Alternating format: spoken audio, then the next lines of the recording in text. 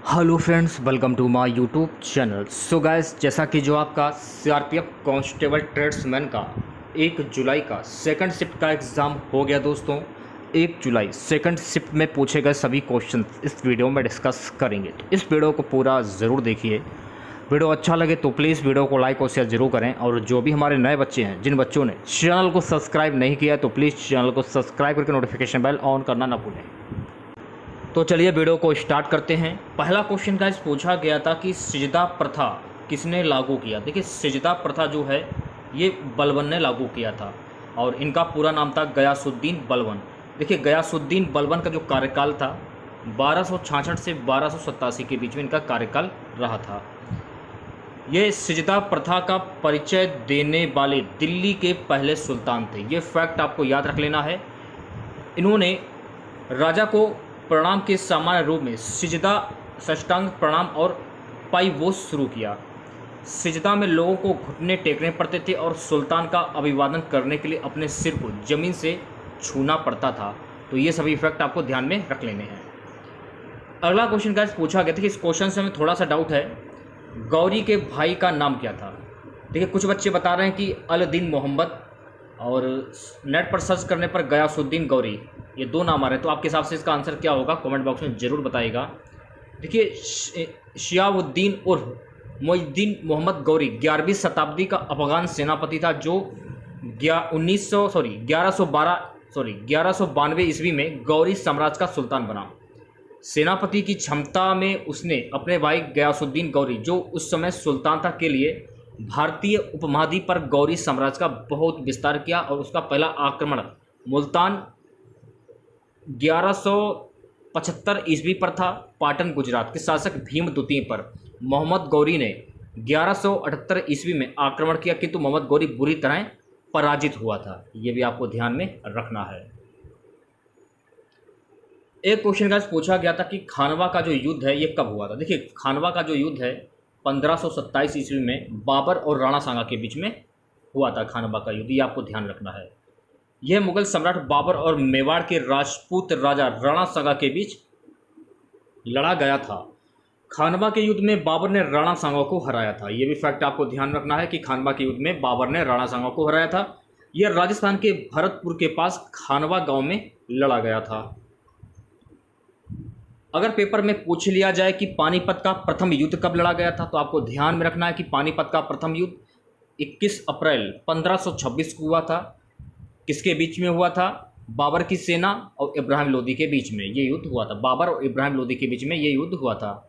पानीपत के द्वितीय युद्ध की अगर हम बात करें, तो अगर पेपर में पूछा जाए कि पानीपत का द्वितीय युद्ध कब हुआ, तो पानीपत का द्वितीय युद्ध 5 नवंबर 1556 को हुआ था, जिसमें मुस्लिम अकबर की विजय हुई थी, जबकि हिंदू शासक हेमचंद विक्रमादित्य की पराजय हुई थी। यह भी फैक्ट आपको ध्यान में रखना है। पानीपत के तृतीय युद्ध की अगर हम बात करें, देखिए, पानीपत का जो तृतीय युद्ध है ये 14 जनवरी 1761 को हुआ था।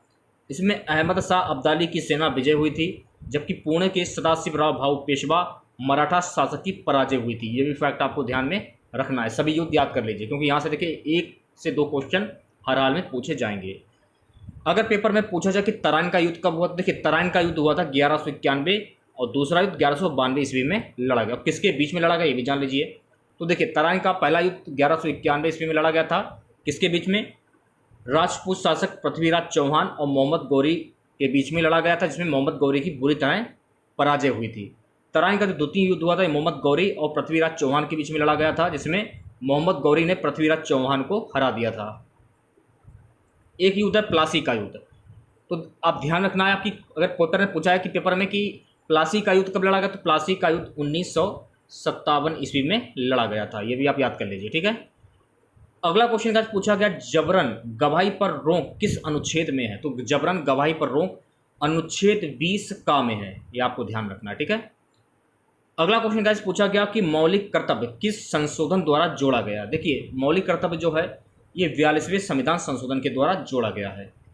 इसमें देखिए अनुच्छेद 51A आ जाता है। तो अनुच्छेद 51A में क्या है? 42वें संशोधन अधिनियम 1976 द्वारा संविधान में सभी मौलिक कर्तव्यों को जोड़ा गया। 1976 में 10 मौलिक कर्तव्यों को संविधान में जोड़ा गया था। 2002 में एक अन्य मौलिक कर्तव्य जोड़ा गया। ये भी आपको ध्यान में रखना है। एक क्वेश्चन का पूछा गया था कि ब्रह्मपुत्र नदी घाटी कहाँ पर स्थित। देखिए ब्रह्मपुत्र नदी घाटी ये असम में स्थित है और ब्रह्मपुत्र नदी जो है ये तिब्बत से निकलती है, ये भी फैक्ट आपको याद रख लेना है। ब्रह्मपुत्र भारत की प्रमुख नदियों में से एक है, ये तिब्बत, भारत तथा बांग्लादेश से होकर बहती है, ये भी फैक्ट आपको ध्यान रखना है। ब्रह्मपुत्र का उद्गम हिमालय के उत्तर में तिब्बत के पुरंग जिले में स्थित सरोवर झील के निकट होता है, ये भी फैक्ट आपको ध्यान रखना है, जहाँ इसे यरलुट तस्पो कहा जाता है। तिब्बत में बहते हुए यह नदी भारत के अरुणाचल प्रदेश राज्य में प्रवेश करती है। आसाम घाटी में बहते हुए इसे ब्रह्मपुत्र और फिर बांग्लादेश में प्रवेश करने पर इसे जमुना कहा जाता है। देखिए बांग्लादेश में गंगा नदी को क्या बोला जाता है, ये भी क्वेश्चन पेपर में पूछा जा सकता है। तो गंगा को बांग्लादेश में पद्मा के नाम से जाना जाता है। देखिए इसमें पद्मा गंगा के संगम के बाद इनकी संयुक्त धारा को मेघना कहा जाता है, जो कि सुंदरबन डेल्टा का निर्माण करते हुए बंगाल की खाड़ी में जाकर मिल जाती है।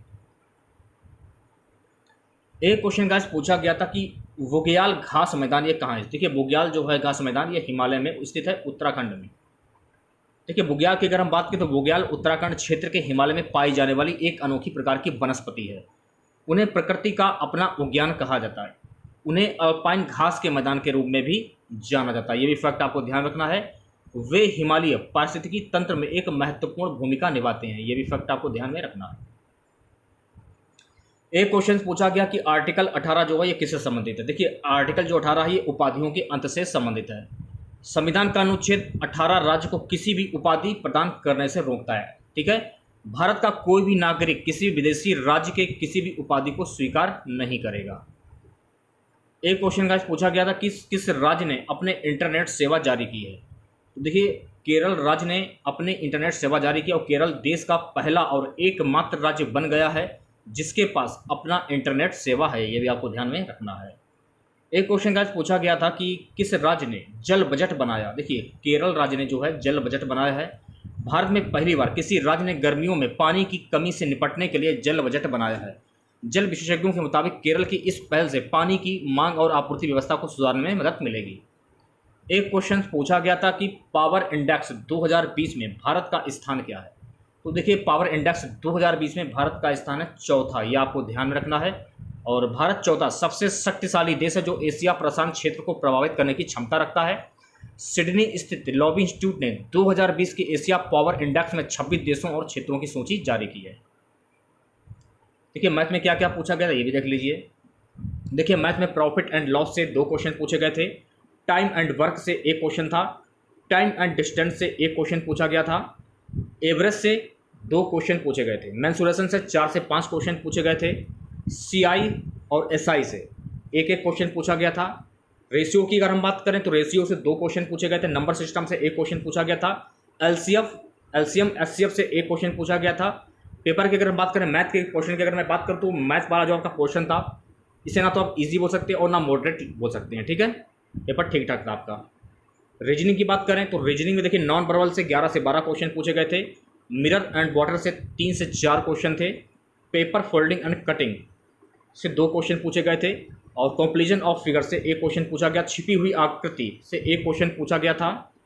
एनालॉगी क्लासिफिकेशन से 1-1 क्वेश्चन पूछा गया था। कटिंग ऑफ फिगर से 2 क्वेश्चन पूछे गए थे। ब्लड रिलेशन से 1 क्वेश्चन पूछा गया था। पजल की बात करें तो पजल से 1 क्वेश्चन था। डायरेक्शन एंड डिस्टेंस से 3 क्वेश्चन पूछे गए थे। वेन डायग्राम से 2 क्वेश्चन पूछे गए थे। कैलेंडर से 1 से 2 क्वेश्चन पूछे गए थे।